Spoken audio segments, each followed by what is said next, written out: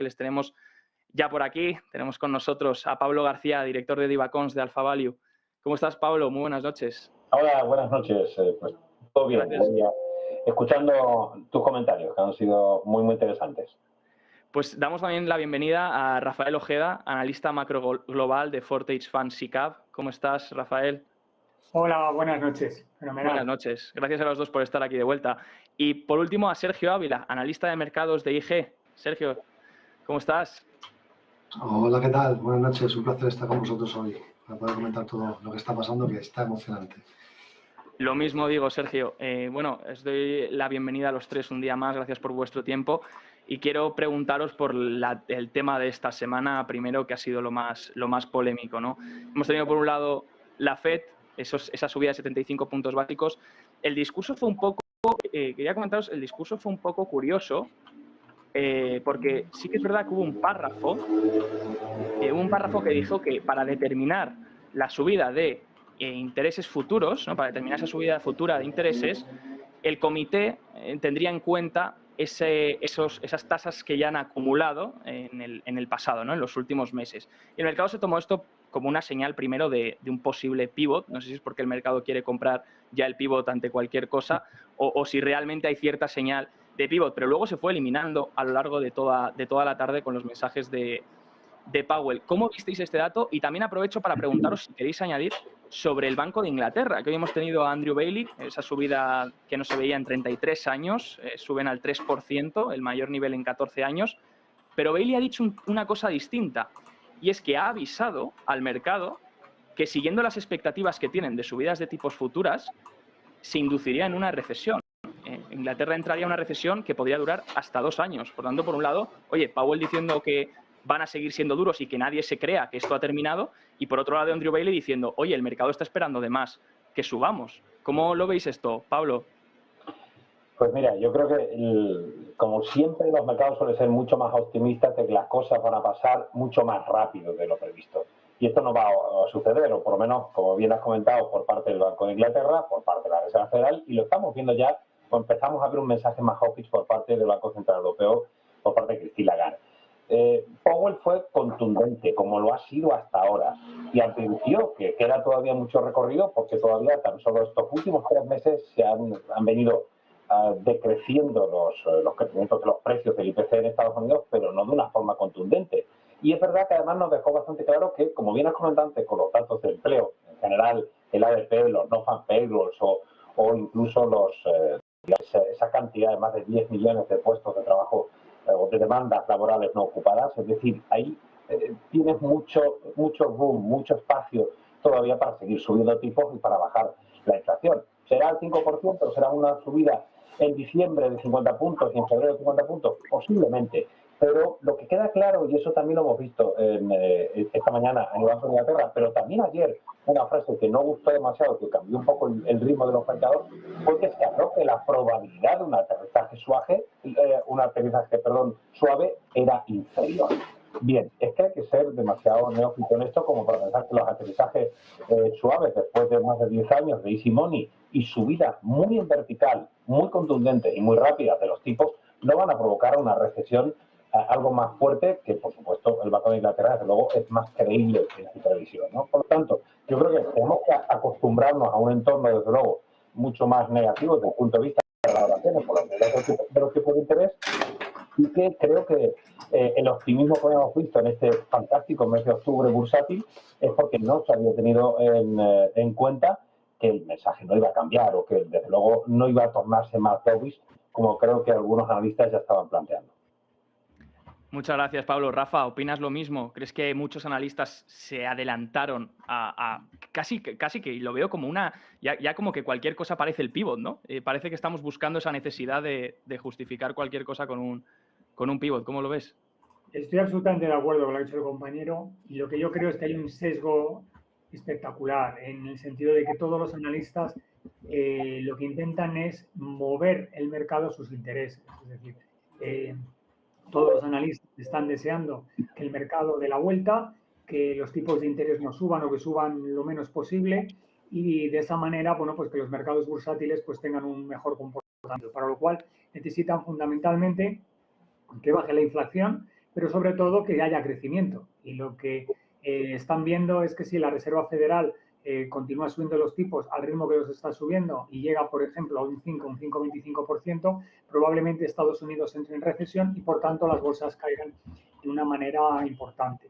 Como eso es lo que ellos no quieren, pues intentan agarrarse a un clavo ardiendo. Entonces, a la más mínima palabra que diga Jerome Powell y que pueda inducir a que el mercado va en la dirección que a ellos les interesaría que fuera, lo compran el argumento.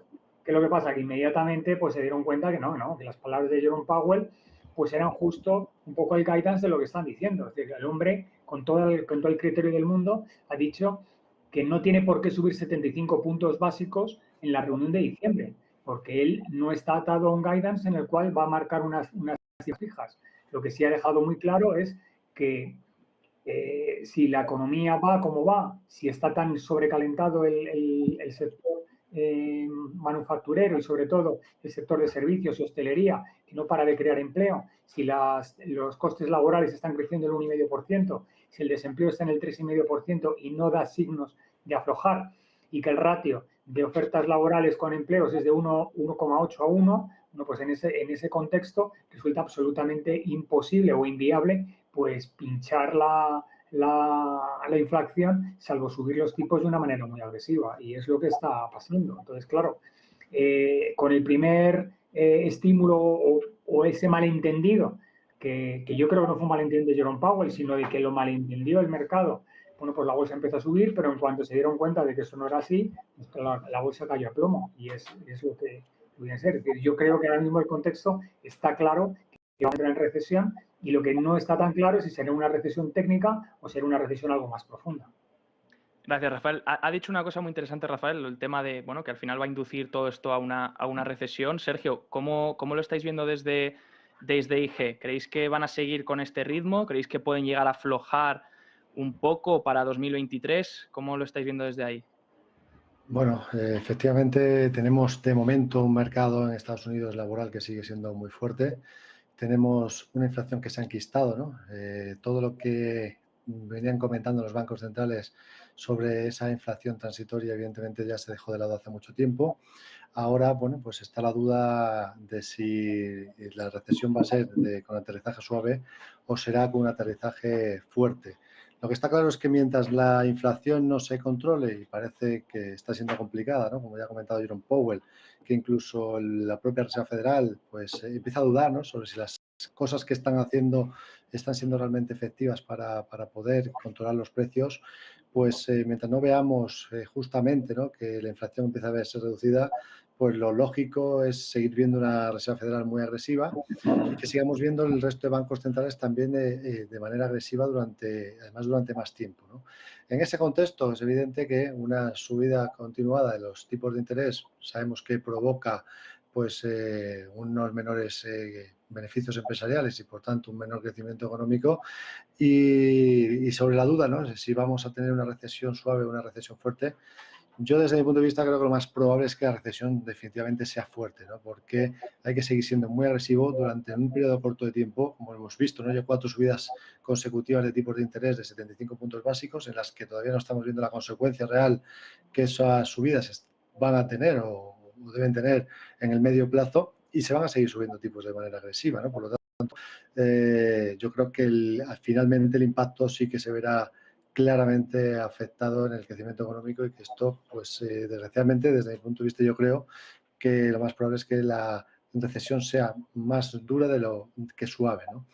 Entonces, bueno, partiendo de esa base, pues evidentemente hemos visto al mercado lo que comentaban los compañeros, ¿no? La idea de que en cualquier momento todos los inversores están buscando un pivote, la claridad, las ganas, ¿no? De que el mercado empiece a subir, pues es evidente, pero lo que está claro es que la realidad no dice otra cosa. La realidad nos dice que la liquidez se está reduciendo en el mercado, que el balance de la Reserva Federal ha empezado a reducirse, que tenemos tipos de interés al alza que reducen la liquidez y reducen los beneficios empresariales y por tanto, hasta que realmente no veamos ese pivote, pueden quedar meses definitivamente, ¿no? Lo que nos están descontando los fondos federales en estos momentos, los futuros, es que hasta el de marzo lo más probable es que veamos subidas entre el 5 y el 5,25%.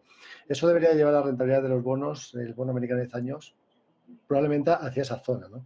Y mientras que veamos subidas en las rentabilidades de los bonos, pues vamos a seguir viendo que la liquidez se drena del mercado y que, por lo tanto, pues vamos a seguir viendo penalización en las bolsas. Yo, en este caso, no soy tan optimista como los bancos centrales, que yo entiendo que su función es esa, ¿no? Intentar calmar a los inversores y que no se le vayan las manos.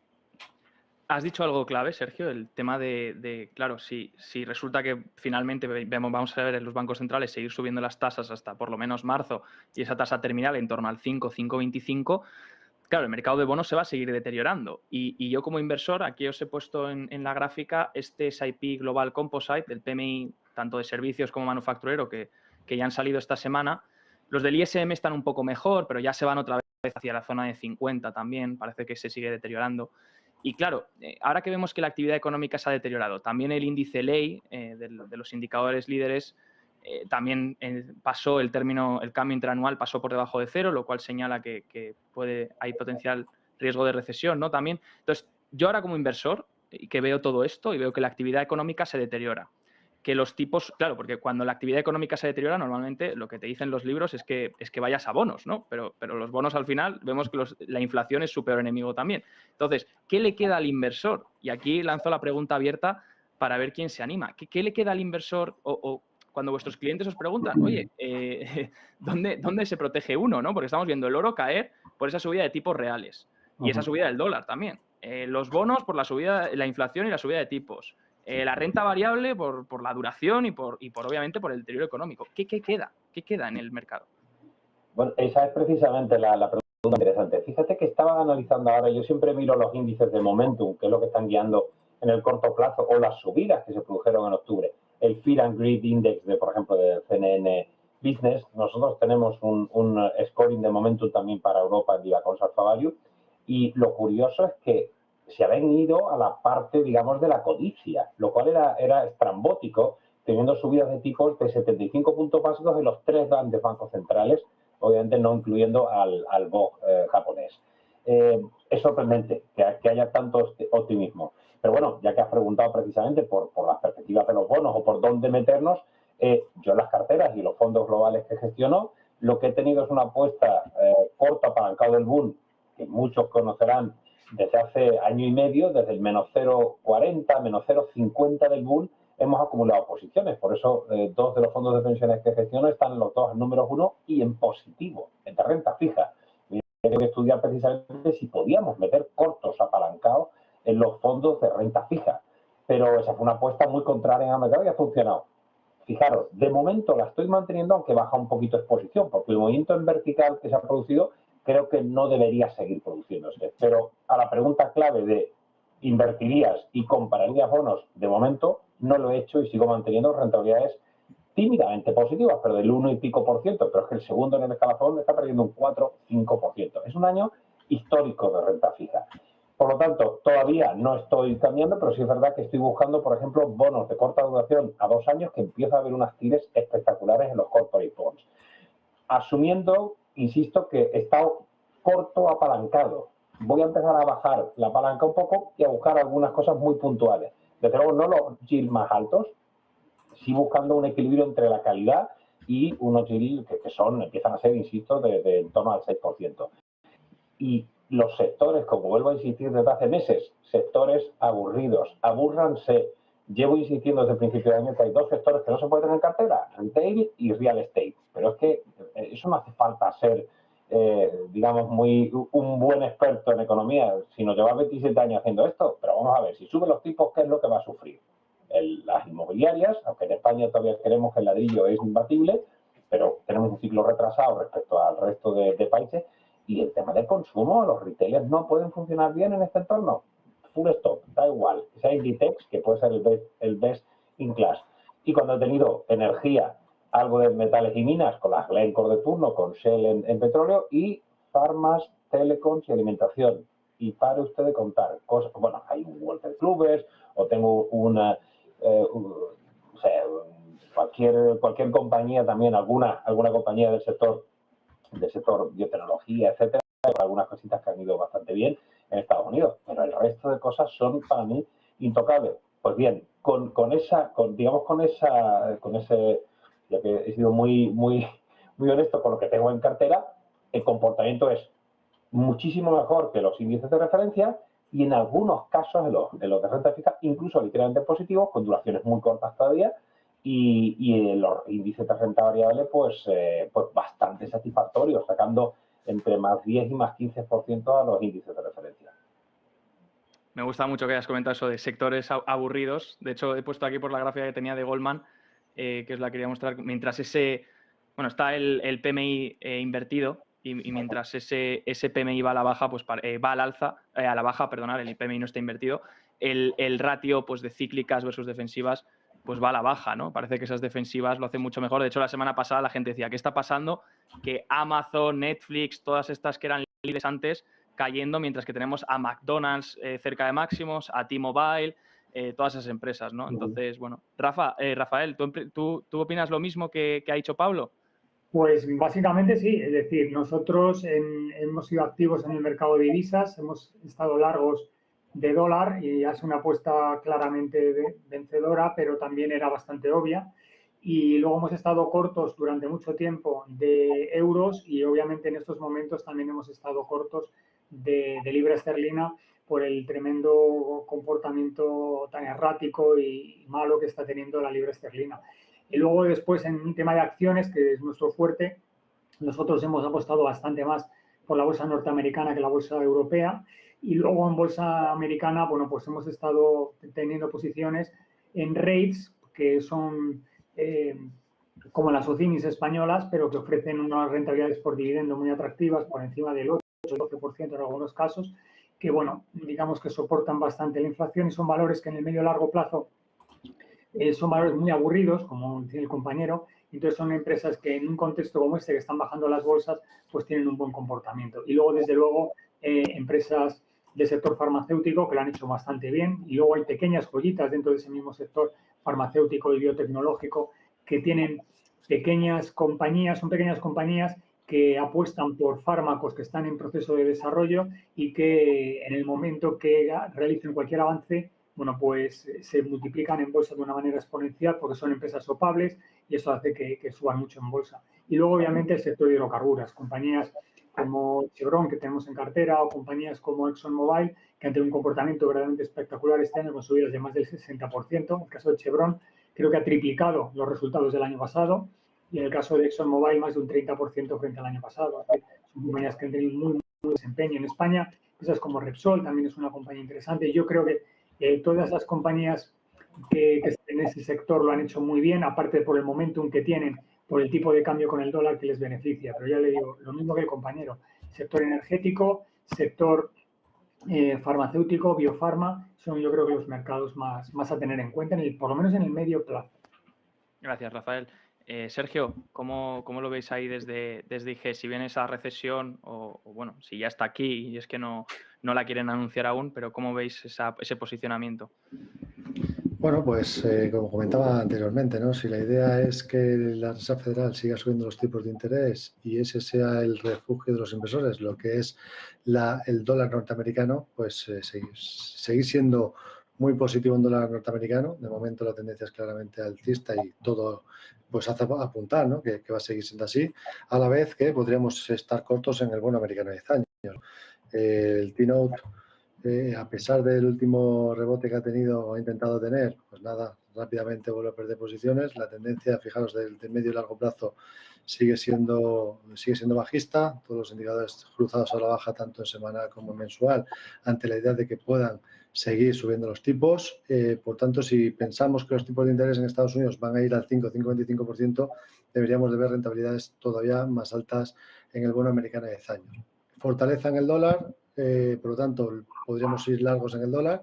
Debilidad en bonos cortos, de momento todavía en bonos, hasta esperar que se genere ese suelo, ¿no? Hasta ver cuándo realmente va a ser ese pivote de la Reserva Federal, que entonces habría que hacer la operación inversa y empezar a rotar, ¿no? A partir de ahí, cuando el dólar ya pues genere ese techo, cuando se espere que la Reserva Federal empiece a no subir los tipos de manera tan agresiva, sino que incluso empezase a subir menos o a bajarlos, a partir del dólar se podría haber perjudicado y se podría haber beneficiado el oro en ese entorno, ¿no? Que se ha visto muy perjudicado a nivel de cotización pues, durante este año. A nivel sectorial, coincido completamente, el sector de energías, incluso a pesar, ¿no?, de que se espera que la demanda pues pueda verse reducida ante la idea de una crisis económica, si nos vamos a las proyecciones de Bank of America, pues esperan que todavía durante el año 2023 se siga manteniendo por el entorno de los $100 el barril, 110 en ese entorno. Incluso pues, si hubiésemos caídas, lo normal es que no bajasen de 70 a 80 dólares el barril, lo cual significaría que todavía, ¿no?, van a seguir teniendo rentabilidades altas las compañías petroleras y en ese sentido pues es el sector que ahora mismo es el más fuerte tanto en Estados Unidos como en Europa si nos ponemos a hacer stock picking. Yo me fijaría en eso particularmente, porque luego es cierto, ¿no?, se pueden buscar acciones individuales de sectores defensivos, pero a nivel sectorial lo único que ahora mismo sigue estando claramente fuerte es el de energías, el de petróleo y gas, y por tanto yo me fijaría ahí. Gracias, Sergio. Oye, voy a aprovechar para preguntaros sobre las FANG, ¿no? Sí que es verdad que hace unos cuantos años, incluso durante el año pasado, hasta principios del año pasado, eran inversiones que realmente lo estaban haciendo muy bien. Todo el mundo consideraba esas FANG en cartera, o por lo menos para coger esa beta del índice. Claro, este año parece que se ha revertido un poco todo el liderazgo, tanto de las empresas de crecimiento. Sí que es verdad que dentro de las FANG pues podríamos un poco distinguir, ¿no?, entre empresas, hay mucha diferencia entre algunas, pero ¿creéis que esta dominancia se ha perdido? Un poco como pasó con esas Nifty 50 hace años. ¿Cómo lo ves, Pablo? Bueno, quizás es un poco prematuro para verlo. Yo sigo confiando en que los grandes motores de la economía van a seguir siendo las mismas compañías. Es verdad que hay que diferenciar. Yo creo que sobre todo los resultados de Facebook y esas grandísimas inversiones en el metaverso le están pasando factura. Quizá el timing ha sido un poquito negativo, pero hemos visto un castigo excesivo desde el punto de vista para Google, pero al final son las inversiones publicitarias. Estaba, fíjate, ahora mismo revisando los tipos hipotecarios en Estados Unidos al 7,30% a 30 años. Es que esto va a ser una recesión de caballo. Miren por donde lo miren. Si tenemos una recesión de ese tipo, las compañías relacionadas con el consumo o con la inversión publicitaria es que van a sufrir muchísimo. Pero dentro de todo eso, yo prefiero tener balances sólidos. Es decir, es verdad que yo he picoteado, estaba muy infraponderado en renta variable. Estoy de acuerdo con el compañero que hay que estar más en Estados Unidos, que da más visibilidad y que tienen gran parte del terreno hecho, sobre todo una independencia energética, con un mercado laboral hiperpotente, 2/3 del PIB norteamericano, el consumo va a verse afectado, pero desde luego nos quedan dos subidas de tipos, posiblemente 2, 3, si la hacen de un cuartillo las últimas en febrero. Pero con estos tipos de hipotecarios, la verdad es que vamos a tener una recesión. ¿Dónde estar en una recesión en la que la renta fija todavía se pone más atractiva, pero todavía no es el momento? Pues yo creo que los balances sólidos, compañías que no estén muy endeudadas, es que hay cosas de caballo.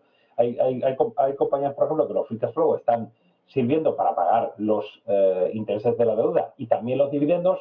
Pues, yo me quedo con una compañía de ese tipo, aunque haya yields, rentabilidades por dividendos más altas en algunas compañías que no son tan creíbles, pero hay algunas que están dando unas rentabilidades por dividendos muy potentes. Bueno, habrá que nadar y guardar la ropa, ¿no?, buscando ese tipo de compañías.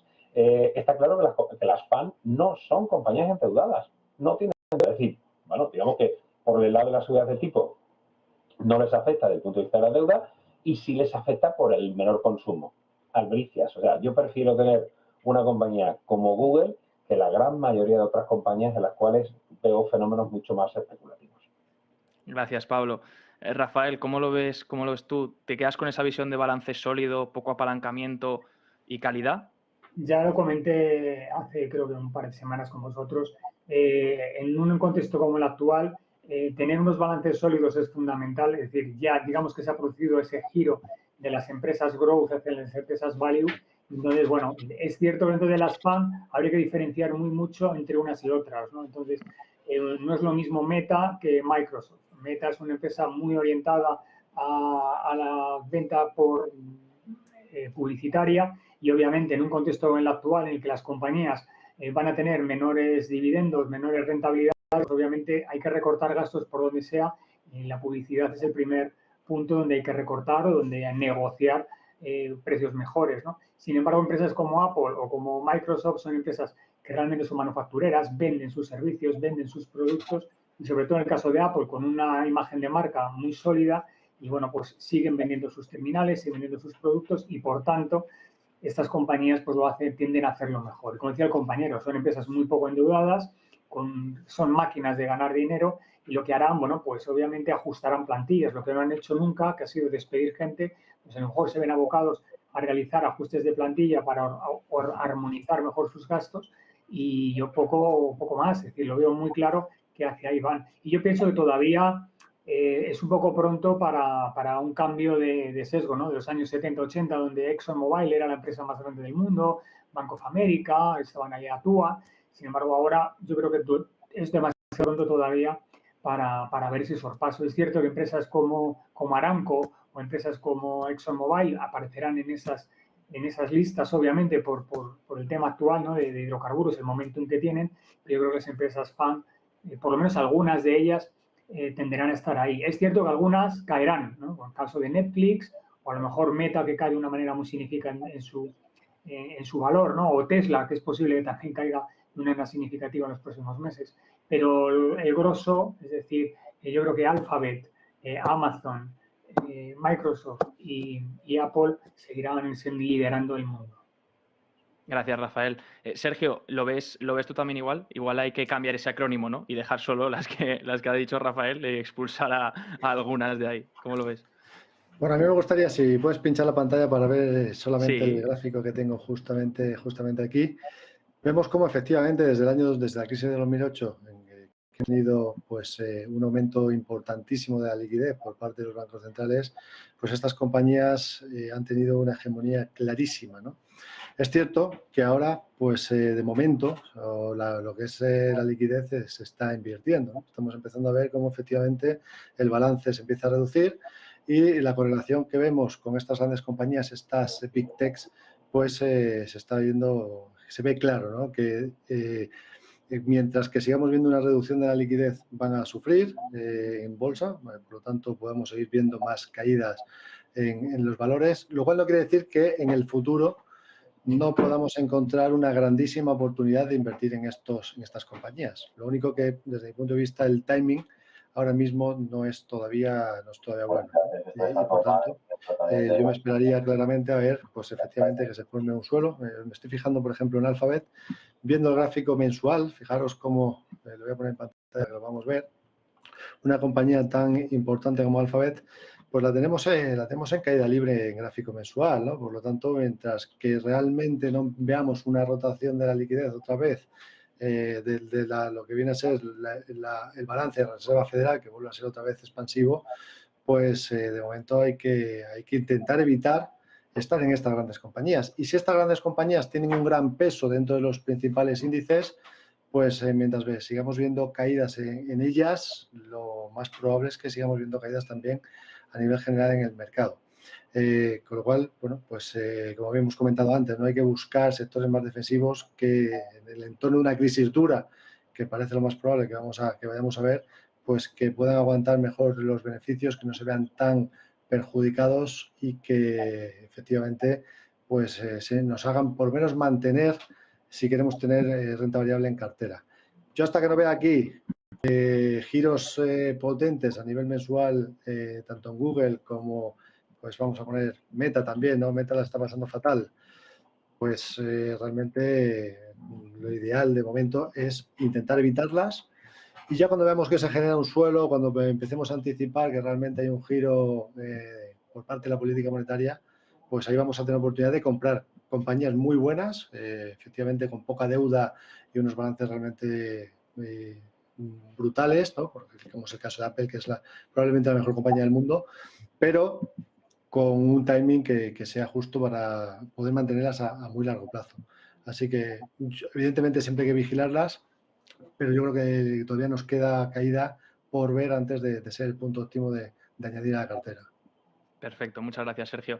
Aprovecho porque hoy tenemos que cortar ahora en 2 minutos, pero aprovecho para haceros una pregunta porque es que he visto antes una noticia, quiero compartir este gráfico de que los bancos centrales, parece ser que os estoy preguntando por todas las clases de activos, me estoy llevando aquí una masterclass de gratis, pero voy a preguntaros también por el oro, porque bueno, todo el mundo habla del oro como refugio ante la inflación. Parece ser que más que la inflación presente sería esa expectativa de inflación futura, o por lo menos durante varios años puede proteger.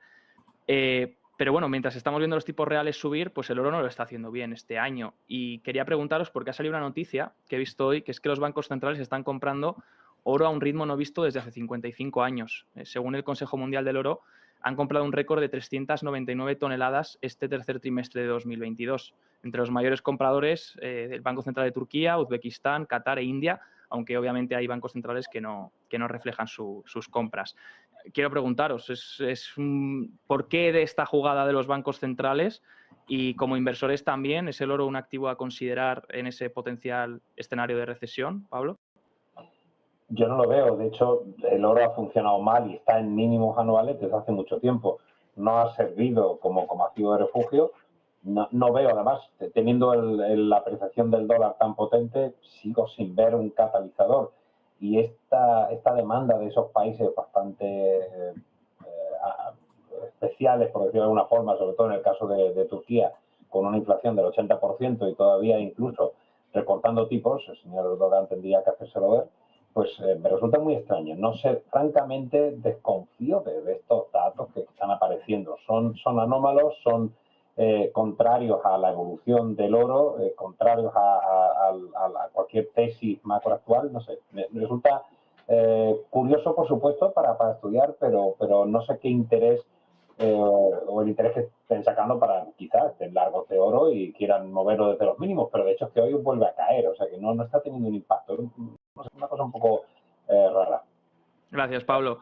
Rafael, ¿cómo lo ves? Breve, ¿igual que Pablo, o crees que estos datos pueden llegar a estar manipulados? ¿Cómo ves esto? No, yo no creo que estén manipulados. Lo que pasa es que, bueno, quitando quizás la India, que es un comprador básico de este metal, pero bueno, la India lo hace también por un tema religioso, las bodas, las comuniones, que emplean muchísimo oro, y luego después también es un país que compra oro bajo cualquier circunstancia, no porque sea en este momento. El resto de los países, a que compre oro Uzbekistán, bueno, que no tiene mayor relevancia, no sé. Tampoco le veo yo demasiado sentido porque, como dice el compañero, está en mínimos históricos, lleva cayendo muchísimo tiempo y la curva no demuestra que vaya a darse la vuelta rápidamente. Por lo tanto, estar en un mercado claramente bajista y perdedor, pues no le encuentro yo demasiado sentido. Pero bueno, a mi modo de ver, no le encuentro tampoco mucha explicación. Muchas gracias, Rafael. Tú que has dicho antes un dólar fuerte, ¿cómo compenetra esto con el oro? Sí, justamente lo que estamos viendo es que esa fortaleza del dólar, que realmente es lo que está actuando como refugio, está claramente penalizando al oro. ¿Cuándo el oro podría ser otra vez interesante? Bueno, pues quizás cuando realmente a nivel internacional se empiece a pensar que lo peor de la crisis económica ya ha pasado y que los bancos centrales lo que van a hacer es hacer la operación contraria a la actual, que es que hacer una política monetaria más expansiva, que eso penaliza el dólar y que por tanto a partir de ahí pues el oro pueda ser un activo que se pueda tener como, bueno, pues que se pueda pensar que pueda comportarse mejor, pero en el momento actual evidentemente no está actuando para nada como refugio y de momento yo realmente tampoco estaría, ¿no? Fijaros que además, si nos vamos al gráfico mensual, vemos cómo pues desde el mes de abril de 2020 se ha mantenido un amplio rango lateral y ese rango lateral lo ha perdido por la parte inferior. Por tanto, incluso si proyectásemos desde el punto de vista de análisis técnico, bueno, nos está indicando que lo más probable es que sigamos viendo goteo bajista. De hecho, el volumen de los niveles donde hubo volumen realmente en ocasiones anteriores, nos iríamos hasta los $1.328 por onza, que está muy, muy lejos, ¿no? Entonces, yo de momento evitaría estar en el oro mientras que el dólar siga estando como está y que lo más probable es que siga siendo así, pues lo miraría desde la barrera y ya veremos en el futuro si esa apuesta que estén haciendo algunos bancos centrales les sirve, ¿no? Para al menos poder cubrirse, ¿no? Ante una eventual crisis económica que esperen que pueda tener alguna solución en el futuro. Perfecto, Sergio. Pues gracias por este análisis. Os doy las gracias a los tres por estar un día más, una tarde más con nosotros en Negocios TV y que tengáis una muy buena noche. Igualmente, gracias. Muchas gracias.